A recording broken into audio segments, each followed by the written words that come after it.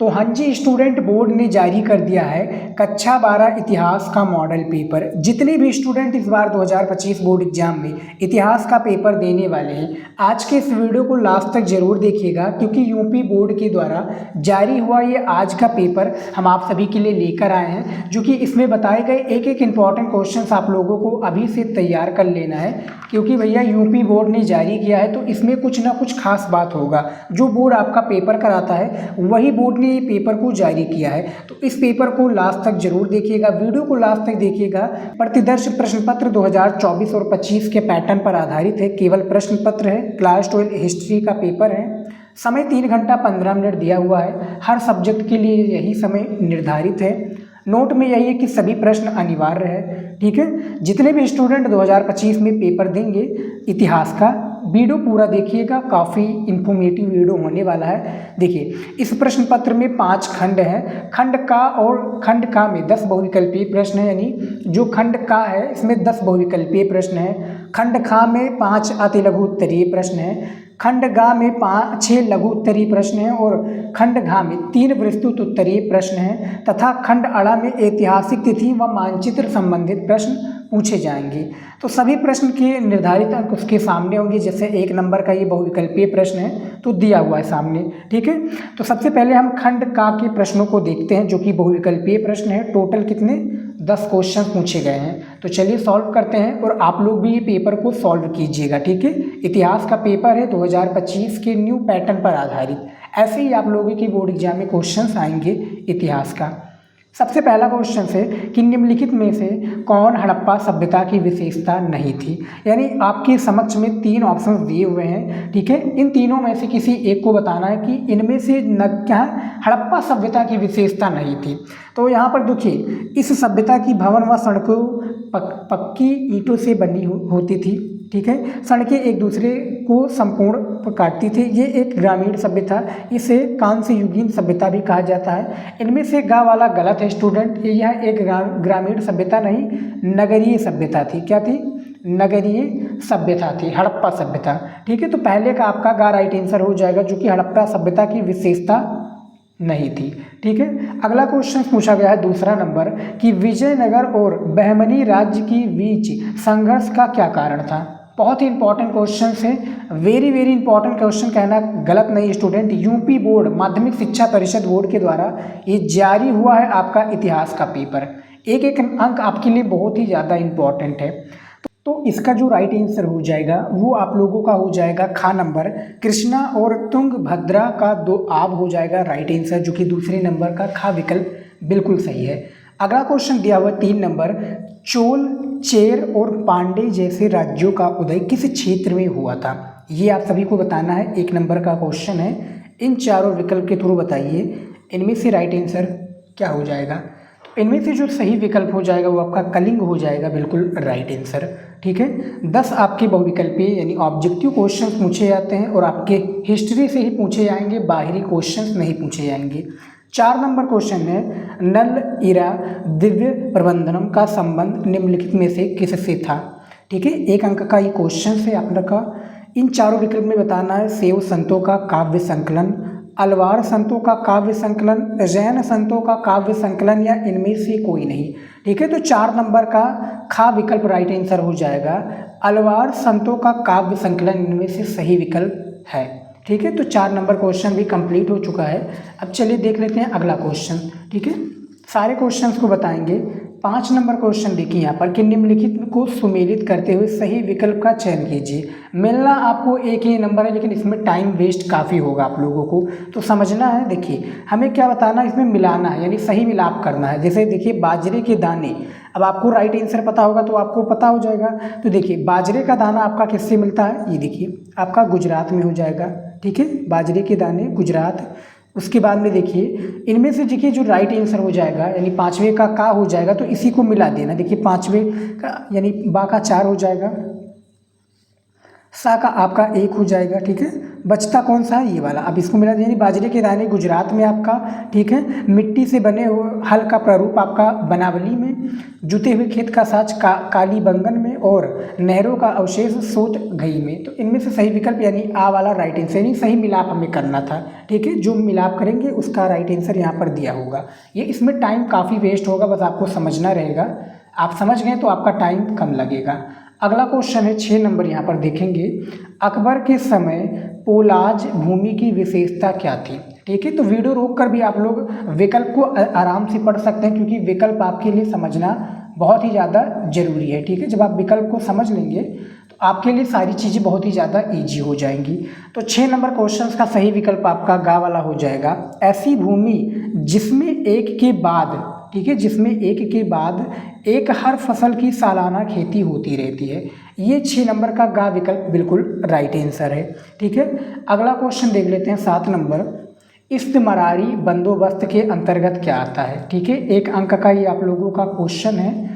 तो इस्तेमारी जो बंदोबस्त के अंतर्गत आता है वो क्या आता है, वो आपका आता है ईस्ट इंडिया कंपनी ने राजस्व की राशि निश्चित कर दी, यानी 7वें नंबर का आ विकल्प बिल्कुल सही हो जाएगा, यानी आपका राइट आंसर ये हो जाएगा, ठीक है। आ हो जाएगा और आपका बा वाला सही हो जाएगा, यानी का वाला सही आंसर हो जाएगा, यानी इसके अंतर्गत हमें मिलाना था। ये ऑप्शंस दिए हुए हैं, आराम से आप लोग वीडियो को देखकर समझिएगा। इस्तेमारी बंदोबस्त के अंतर्गत क्या आता था, ईस्ट इंडिया कंपनी ने राजस्व की राशि निश्चित कर दी और इस व्यवस्था को बंगाल में लागू किया गया था, ठीक है। तो ये क्वेश्चन आपको समझ में आ गया। अगला क्वेश्चन देख लेते हैं, ठीक है। 8वां क्वेश्चन देखिए। 1798 ईस्वी की सहायक संधि के प्रारूप को किसने तैयार किया था, तो लॉर्ड जो है वेलेस्ली ने, यानी लॉर्ड वेलेस्ली ने, जो कि भैया भारत के गवर्नर भी रह चुके हैं। कौन, भारत के गवर्नर, ठीक है, ये रह चुके हैं। 9 नंबर क्वेश्चन है कि चौरी चौरा की हिंसक घटना के बाद किस आंदोलन को स्थगित कर दिया गया। जो चोरी और चौरा की हिंसक घटना है, इसके आंदोलन स्थगित कर दिया गया, वो कौन सा हो जाएगा, तो 9 नंबर का आपका गा विकल्प हो जाएगा, यानी असहयोग आंदोलन हो जाएगा आपका राइट आंसर, यानी 9 नंबर का गा विकल्प सही हो जाएगा। इस आंदोलन के समर्थक महात्मा गांधी जी थे, ठीक है, महात्मा गांधी जी, ठीक है। ये सारे क्वेश्चंस इंपॉर्टेंट है, थोड़ा टाइम लगेगा। 10 नंबर क्वेश्चन है। संविधान सभा में ऐतिहासिक उद्देश्य का प्रस्ताव किसने पेश किया था, तो वो भी आपका राइट आंसर हो जाएगा जवाहरलाल नेहरू जी ने, ठीक है। जवाहरलाल नेहरू जी ने क्या है, ये पेश किया था, यानी 10 नंबर का खा ऑप्शन आपका बिल्कुल सही हो जाएगा, ठीक है। तो ये सारे क्वेश्चन हमने 10 बहुविकल्पीय प्रश्नों को आपको बता दिया है। अब चलिए देख लेते हैं और भी मोस्ट इंपॉर्टेंट क्वेश्चन जो दिए हुए हैं। खंड खा हमारा आ जाता है, देखिए अति लघु उत्तरीय प्रश्न है, टोटल 5 प्रश्न आपके पूछे जाते हैं खंड खा में, ठीक है। इसमें भी चलिए देख लेते हैं। जैसे 11 नंबर क्वेश्चन पूछा गया है कि अकबर के काल में काल में खुद कास्त व पाही कास्त किसानों में क्या अंतर था, इसके बारे में बताना है, ठीक है। इसमें ज़्यादा आपको आंसर नहीं, 25 शब्दों में आंसर दे देंगे तो आपको 2 नंबर दे दिया जाएगा। एक क्वेश्चन 2 नंबर का होता है। 12 नंबर क्वेश्चन है कि भारतीय पुरातत्व का जनक किसे कहा जाता है, वो भारतीय पुरातात्विक सर्वेक्षण के जर्नल कब बने, इनके बारे में भी बताना है आपको, ठीक है। ये आप तैयार कर लेंगे, ये सारे क्वेश्चंस आपको बुक में या क्वेश्चन बैंक में मिल जाएंगे। 13 नंबर क्वेश्चन है कि बुद्ध के जीवन में निम्नलिखित स्थानों का क्या संबंध है, ठीक है। जो निम्नलिखित स्थान है इनके बारे में आपको बताना, जैसे लुम्बिनी, बोध गया, सारनाथ और कुशीनगर। तो इसके बारे में भी मैंने ऑलरेडी बता दिया है कि क्या होता है। जो बुद्ध जी हैं, महात्मा बुद्ध, उनका इन चीज़ों इन स्थानों पर क्या संबंध है, आधा आधा नंबर दिया जाएगा आपको एक एक क्वेश्चन का, यानी लुम्बिनी के बारे में बताएंगे तब आपको आधा नंबर दिया जाएगा। 14 नंबर क्वेश्चन है कि 1857 के विद्रोह के किन्हीं 2 प्रमुख केंद्रों का नाम तथा उनकी नेताओं का नाम लिखिए।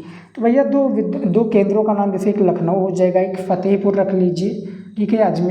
अजमेर तो होगा नहीं, एक आपका फतेहपुर लखनऊ, एक आपका मेरठ हो जाएगा शायद, ठीक है। नेताओं के नाम भी आप लोग तैयार कर लीजिएगा। अगला क्वेश्चन है 15 नंबर। भारत का संविधान कब लागू हुआ, संविधान सभा के अध्यक्ष कौन थे। तो भैया भारत का जो संविधान लागू हुआ था वो कब लागू हुआ था, नवंबर में लागू हुआ था, जो कि कब 1950 में हो गया था। ये भैया 1950 में संविधान हमारे सामने समक्ष पेश हुआ। उस समय के जो संविधान सभा के अध्यक्ष थे शायद राजेंद्र प्रसाद थे, क्या मैं सही हूँ कमेंट में ज़रूर बताइएगा। तो ये टोटल 5 क्वेश्चन थे जिसके लिए 10 नंबर आपको दिए जाते हैं, इसको भी आप लोग तैयार कर लीजिएगा। अगला क्वेश्चन हमारा आ जाता है खंड गा का। ठीक है, टोटल कितने क्वेश्चन होते हैं? टोटल 6 क्वेश्चन होते हैं लघु उत्तरीय प्रश्न का। एक प्रश्न 5 नंबर का होता है, तो 6 पंचे 30 नंबर आपको दे दिया जाएगा जब आप इतिहास के यानी कक्षा 12 इतिहास का एक प्रश्न का उत्तर लिखेंगे। ठीक है, जैसे यहाँ पर देखिए लघु उत्तरीय प्रश्न में 16 नंबर क्वेश्चन पूछा गया कि सांची की स्तूप के संरक्षण में भोपाल की बेगमों की भूमिका का वर्णन कीजिए। ठीक है, तो इसका भी आंसर के वीडियो मैंने बना दिया है ऑलरेडी चैनल पर, मैं लिंक डिस्क्रिप्शन में दे दूंगा एक मॉडल पेपर का, उसमें आपको इन सभी का आंसर मिल जाएगा। ठीक है, 5 अंक का ये आपका क्वेश्चन है। 17 नंबर क्वेश्चन है कि अभिलेखों के अध्ययन के समय अभिलेख शास्त्रियों को होने वाली कुछ समस्याओं की सूची बनाइए। यानी जो इसमें होने वाली कुछ समस्याएं इनकी हमें सूची बनानी थी। ठीक है, 5 अंक का ये क्वेश्चन पूछा गया है, इसको भी आप लोग ज़रूर तैयार कर लीजिएगा। अगला क्वेश्चन है 18 नंबर, बेसारिया और बासारिया सूफी परंपरा के बीच एक रूपता और अंतर दोनों को स्पष्ट करना है हमें। ठीक है, 5 नंबर का ये भी क्वेश्चन है। यदि आप लोग चाहते हैं कि मैं ये जो लघु उत्तरीय प्रश्न बता रहा हूँ इस पर मैं कंप्लीट प्रश्न सहित उत्तर लेकर आऊँ तो आप लोग कमेंट में ज़रूर बताइएगा। ठीक है, मैं वीडियो ज़रूर लेकर आऊँगा प्रश्न सहित उत्तर पर। 19 नंबर क्वेश्चन है कि विजयनगर की जल आवश्यकताओं को किस प्रकार पूरा किया जा सकता है। इतिहास की कॉपी का जो मैंने वीडियो बनाया है इसमें भी इसका आंसर आप लोगों को मिल जाएगा। ठीक है, कि आवश्यकताओं को किस प्रकार से पूरा किया जा सकता है, ये भी क्वेश्चन बताना है। 20 नंबर क्वेश्चन है कि स्थायी बंदोबस्त में जमींदार अपनी जमींदारियों को किस प्रकार नियंत्रण बनाए रखते थे, इनके बारे में बताना है। ये भी 5 नंबर का क्वेश्चन है। 21 नंबर क्वेश्चन है कि संविधान सभा के सामने पेश किए गए उद्देश्य प्रस्ताव में किन आदर्शों पर जोर दिया गया। ठीक है, इसके बारे में बताना। तो टोटल 6 क्वेश्चन था, बहुत ही दमदार क्वेश्चन थे, इनका आंसर आप लोगों को तैयार कर लेना है। क्वेश्चन बैंक बुक में मिल जाएगा, नहीं तो आप हमारे चैनल पर विजिट करेंगे, सारे क्वेश्चंस का आंसर मिलना तय है। बस आप इतिहास का कॉपी कैसे लिखें by Shivam study knowledge search कर लेंगे तो मिल जाएगा क्वेश्चन का आंसर। खंड खा में देखिए दीर्घ उत्तरीय प्रश्न आ गया जो कि टोटल 3 ही क्वेश्चन पूछे जाते हैं। कितने क्वेश्चन? टोटल 3 क्वेश्चन पूछे जाएंगे और इनमें से एक एक प्रश्न का उत्तर देने के लिए 10 नंबर आपको दिया जाएगा, जैसे कि यहाँ पर लिखा हुआ है। 22 नंबर क्वेश्चन में देखेंगे कि पुरातात्वविद, क्या लिखा है कि पुरातात्वविद किस प्रकार अतीत का पुनर्निर्माण करते हैं, इनके बारे में बताना है। 10 अंक का ये क्वेश्चन है, अथवा लगा है। या आप ये वाला क्वेश्चन कर सकते हैं कि स्तूप क्यों और किस प्रकार बनाए जाते थे। ठीक है, इसके बारे में भी बता सकते हैं। प्रश्न का उत्तर आपको दोनों में से किसी एक को देना है। लगभग 300 शब्दों में जब आप इसका आंसर लिखेंगे एक प्रश्न का, तब जाकर आपको 10 नंबर एग्जामिनर देगा। और ये सभी क्वेश्चंस आप लोग ज़रूर तैयार कर लीजिए स्टूडेंट, क्योंकि बोर्ड ने पेपर को जारी किया है। अब यूपी बोर्ड ने जारी किया तो इसमें कुछ ना कुछ खास तो होगा ही। ठीक है, आपको 100 में से 100 लेकर आना है या 95 प्लस लेकर आना है, तो ये वीडियो लास्ट तक देखिए। अभी भी और इम्पॉर्टेंट क्वेश्चंस हैं, मानचित्र, ऐतिहासिक तिथियाँ, इससे रिलेटेड। देखिए 23 नंबर क्वेश्चन है कि स्वाधीनता आंदोलन के दौरान अवध में विद्रोह इतना व्यापक क्यों था, किसान, तालुकेदार और जमींदार उसमें क्या शामिल हुए, इसके बारे क्यों शामिल हुए इसके बारे में बताना है। या असहयोग आंदोलन एक तरह का प्रतिरोध था, स्पष्ट कीजिए। ये आंदोलन क्यों स्थगित किया गया, इसके बारे में बताना है। ठीक है, दोनों में से किसी एक को कर लीजिए।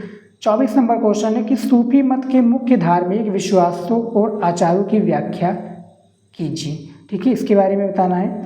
या आप ये वाला कर सकते हैं, किताब उल हिंद पर लेख लिखिए। ठीक है, जो किताब उल हिंद लेख है इस पर हमें लेख लिखना है, तो यानी किसी एक को करना है। ठीक है, जिसके लिए हमें कितने नंबर दिए जाएंगे स्टूडेंट, जिसके लिए हमें 10 नंबर दिए जाएंगे एक क्वेश्चन का। तो 10 दिन में 30 नंबर आपको 3 क्वेश्चन पर मिल जाएंगे। ठीक है, तो इसको तैयार कर लीजिएगा। अब चलिए देख लेते हैं खंड अड़ा में। देखिए खंड घा तक मैंने बता दिया, अब हमारा खंड अड़ा आ चुका है। इसमें क्या पूछा गया है, 25 नंबर क्वेश्चन देखेंगे कि निम्नलिखित ऐतिहासिक तिथियों से संबंधित घटनाओं का उल्लेख कीजिए। ठीक है, हमें यानी ये जो ऐतिहासिक तिथि दिया हुआ है हमें इसकी घटनाएं बतानी है कि इस सन में क्या हुआ था या इस ईसा पूर्व में क्या हुआ था। जब हम एक प्रश्न का उत्तर कॉपी में लिखेंगे तब हमें जाकर 1 नंबर दिया जाएगा। जैसे यहाँ पर देखिए कि 321 ईसा पूर्व में क्या हुआ था, तो जो चंद्रगुप्त, ठीक है मैं यहाँ पर लिख देता हूँ चंद्रगुप्त, ठीक है, चंद्रगुप्त मौर्य का राज्यारोहण हुआ था। मौर्य का राज्यारोहण, ठीक है। चंद्रगुप्त मौर्य का राज्यारोहण हुआ था 321 ईसा पूर्व में। 78 ईस्वी में क्या हुआ था? 78 ईस्वी में आपका कनिष्क, देखिए कनिष्क का राज्यारोहण हुआ था,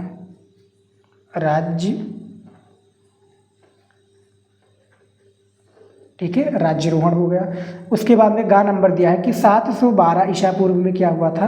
तो अरबों की सिंध पर विजय हुई थी, यानी मैं लिख देता हूँ यहाँ पर अरबों, ठीक है, अरबों की सिंध पर विजय, ठीक है। अगला क्वेश्चन यहाँ पर देखेंगे क्या पूछा गया है।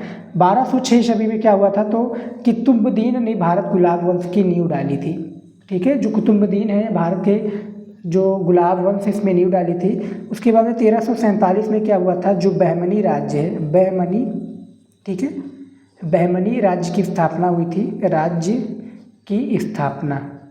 जो आपका चैप्टर 7 है चैप्टर विजयनगर साम्राज्य, ठीक है, स्थापना हुई थी। विजयनगर साम्राज्य की स्थापना कब हुई थी? 1336 में हुई थी, ठीक है। बहमनी राज्य की स्थापना 1347 में हुई थी। ये समझ में आ गया। 1510 में क्या हुआ था? इस पर बात कर लेते हैं। पुर्तगालियों द्वारा जो गोवा पर विजय प्राप्त हुआ, ठीक है। पुर्तगालियों में लिख देता हूँ,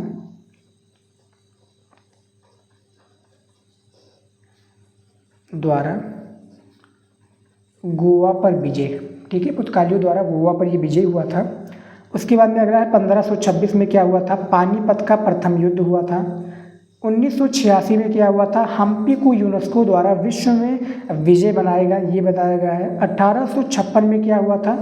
अलेक्जेंडर, ठीक है, क्या हुआ था? अलेक्जेंडर कनिर्लो द्वारा, क्या है? कनिर्लो द्वारा हम्पी के पुरातात्विक अवशेषों, पुरातात्विक जो है अवशेषों, ठीक है, अवशेषों के विस्तृत चित्र लिखे गए थे। उसके बाद में क्या है यहाँ पर 10 नंबर में 1935 ईस्वी में भारतीय एक्ट 1935 एक संघीय न्यायालय की स्थापना हुई थी 1935 में, ठीक है।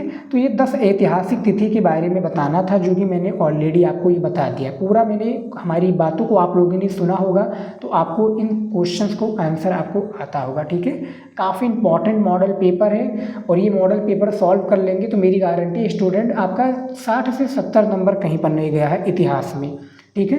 तो आपको कमेंट करना है, इंस्टाग्राम की आईडी दी हुई है, फॉलो करके कमेंट कीजिए या वीडियो के साथ में आप भेजिएगा। इसका लिंक कॉपी कर लीजिए और मैसेज में आप भेजिए कि सर इसका PDF दे दीजिए, हम आपको दे देंगे, कोई वो नहीं है। अगला है 26 नंबर की मानचित्र संबंधित प्रश्न क्या पूछे गए हैं। यहाँ पर देखिए कि दिए गए भारत के रेखा मानचित्र में निम्नलिखित स्थानों को अंकन चिन्ह द्वारा दर्शाइए तथा उनके नाम भी लिखिए। सही नाम तथा सही स्थान दर्शाने के लिए 1 अंक निर्धारित हैं। तो देखिए 1 अंक दिए जाएंगे। यहाँ पर देखिए सबसे पहला क्वेश्चन, वह स्थान जहाँ से जुते हुए खेत का साक्ष्य मिला, तो वो कौन सा हो जाएगा आपका? कालीबंगा, कालीबंगा हो जाएगा, जो कि कहाँ पर है प्रेजेंट टाइम में? वो आपका राजस्थान में है, ठीक है। वह स्थान जो चंद्रगुप्त मौर्य की राजधानी थी पाटलिपुत्र, ठीक है। पाटलिपुत्र कहाँ पर है प्रेजेंट टाइम में? पटना में है, ठीक है, यानी जो बिहार की राजधानी है। वह स्थान जहाँ शेख सलीम चिश्ती का दरगाह स्थित है वो फतेहपुर हो जाएगा, ठीक है। फतेहपुर देखिए यूपी में है, ठीक है, यूपी का एक डिस्ट्रिक्ट है। वह स्थान जहाँ 1857 ईस्वी का विद्रोह हुआ तो मेरठ में हुआ। मेरठ कहाँ पर है भैया? यूपी में है। वह स्थान जहाँ गांधी जी का नमक कानून तोड़ा वो आपका दांडी हो जाएगा, जो कि कहाँ पर है? गुजरात में है, ठीक है। तो ये 5 क्वेश्चन था। हमें क्या है? मैप दिया जाएगा इतिहास का मानचित्र भरने के लिए। कहाँ पर दिया जाएगा? बोर्ड एग्जाम में मैप दिया जाएगा, उसी के हिसाब से हमें सारे क्वेश्चंस के आंसर को भरना रहेगा, ठीक है। अब यहाँ पर देखिए केवल दृष्टिबाधित परीक्षार्थियों के लिए प्रश्न संख्या 26 को मानचित्र कार्य दिए हुए हैं, यानी जो आंखें से नहीं देख पा रहे हैं, जिनका पेपर कोई दूसरा दे रहा है, वो सिर्फ क्वेश्चन का आंसर दे दे, 2-2 नंबर उनको दे दिया जाएगा। लेकिन जिनकी आंखें, ऐसा मत कीजिएगा, क्योंकि कॉपी अच्छे से एनालिसिस करके कि आप कैसे दिखते हैं, कैसे हैं, आपकी स्थिति क्या है, वो देखकर कॉपी चेक की जाती है। तो ये पेपर चाहिए तो कमेंट कीजिएगा। फिलहाल इस वीडियो में इतना ही। जय हिंद।